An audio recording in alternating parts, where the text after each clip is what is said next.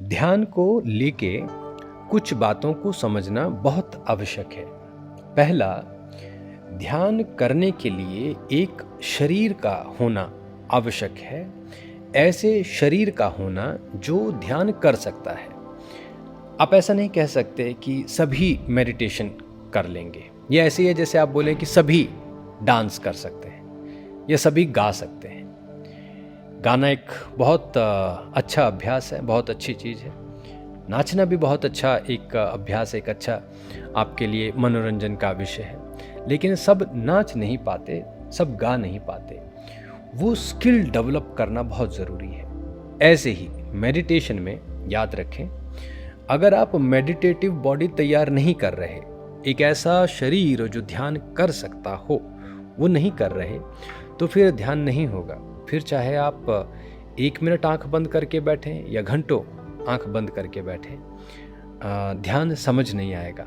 वो time pass हो जाएगा, समय आपका व्यर्थ हो जाएगा। इसलिए पहला चरण समझने का यह होना चाहिए कि मैं अपने शरीर को किस प्रकार एक ध्यान का शरीर बनाऊं। उसमें चाहे आपको 1 हफ्ता लगे, 1 महीना लगे, 1 साल लगे, उसे ज़रूर लगाएं।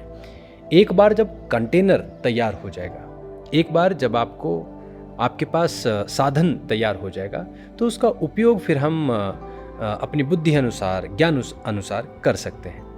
पर मानो ज़मीन ही नहीं है, अब ज़मीन है नहीं तो आप मकान बनाएंगे कहाँ पर? ध्यान तभी आपका सफल होगा जब आपका कंटेनर ठीक होगा।